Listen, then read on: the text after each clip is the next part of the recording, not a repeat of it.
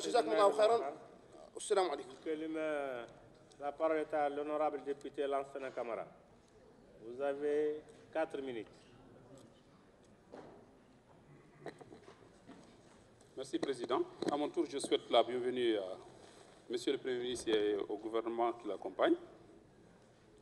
Excellence, j'ai suivi avec beaucoup d'attention la lecture du bilan et les perspectives pour 2016-2017. Au plan national, des avancées positives méritent d'être soulignées, Excellence, c'est la vérité. Si je parle de la diplomatie, nous sommes fiers de l'organisation du sommet de la Ligue arabe. La présidence de l'Union africaine, c'est aussi un pas. L'envoi des troupes en Centrafrique et en Côte d'Ivoire, ça glorifie le pays. Nous sommes tout à fait d'accord, c'est une avancée. Et notamment aussi des infrastructures routières qu'il faut reconnaître.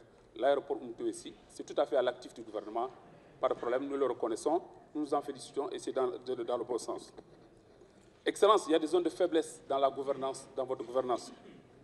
Je ne vais pas citer le temps parce que je n'ai que 3 minutes. Nous allons parler de la protection du pouvoir d'achat des citoyens moyens. Là, je vise le prix des denrées sur le marché. Je vous donne le sac de sucre aujourd'hui à Sidi Babi est dans l'ordre de 14 000 UGA. Il était à 10 000 UGA il n'y a pas longtemps. Excellence, vérifiez ce pouvoir-là. Le problème du gasoil est posé. Tous les pays, même le Niger, ont diminué. Ça joue sur le pouvoir d'achat des citoyens. Nous avons un autre problème ici qui est patent. Les employés de Pizarno, 1223 citoyens sont sur le carreau. Mais la République doit régler le problème. Pizarno n'est pas là. Il y a au moins 500 familles, chefs de famille qui sont dans ce lot-là. On le règle. Pizarro n'est pas là, mais l'État est là. L'État n'a qu'à régler. Et c'est tout à fait des zones de faiblesse de la gouvernance de 2016. Excellence, au plan de la circonscription, c'est-à-dire de Guidimaka. Là aussi, il y a eu des avancées. Moi, je suis du Guidimaka. Je sais qu'il y a des décennies, le Guidimaka n'existait pas au niveau de la Mauritanie. Entre-temps, l'eau est venue, la route est venue, nous en félicitons. Excellence, pour 2017, nous vous confions certains points qui nous semblent être des points essentiels que les populations nous demandent de vous les soumettre. Le Guidimaka n'a jamais profité d'un barrage du budget de l'État. La région où il pleut 600 mm, 700 n'a jamais bénéficié. Nous voulons, pour cette année 2017, que nous ayons au moins un barrage dans cette région où il pleut le plus. Excellence, vous avez donné instruction au ministère de l'Agriculture de réhabiliter le barrage de Ndiaye.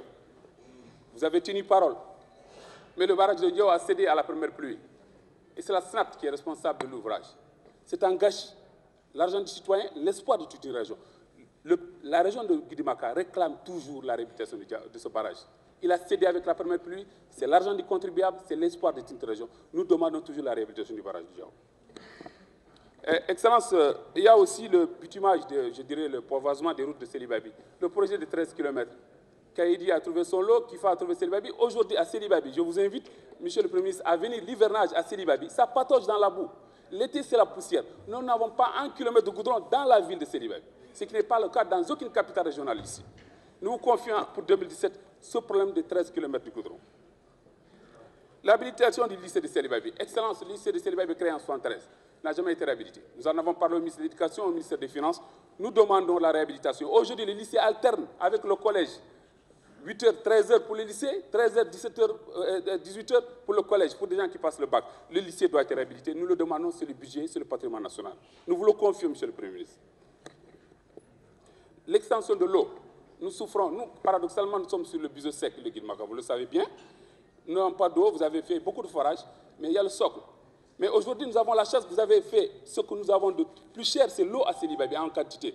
Nous souhaitons que cette eau-là soit tirée vers les communes de Chagar, Tachot, jusqu'à Oundumbani, où il n'y a pas d'eau dans le sous-sol. L'eau est déjà à Sélibabi. Nous vous demandons d'étudier ce projet-là pour que la soif, nous, au moins nous, par chance, nous sommes la seule capitale à avoir l'eau du fleuve, que la soif quitte le Guidimaka. Et c'est possible, vous l'avez fait entre Rosso et Notchet, 200 km. Le plus loin village du village est à 60 km. Nous vous le confions ce problème d'eau parce que nous avons soif. Il n'y a pas d'eau dans notre sous-sol. L'enrôlement, Excellence, ça a été dit, le temps passe. Je vous remercie. Merci.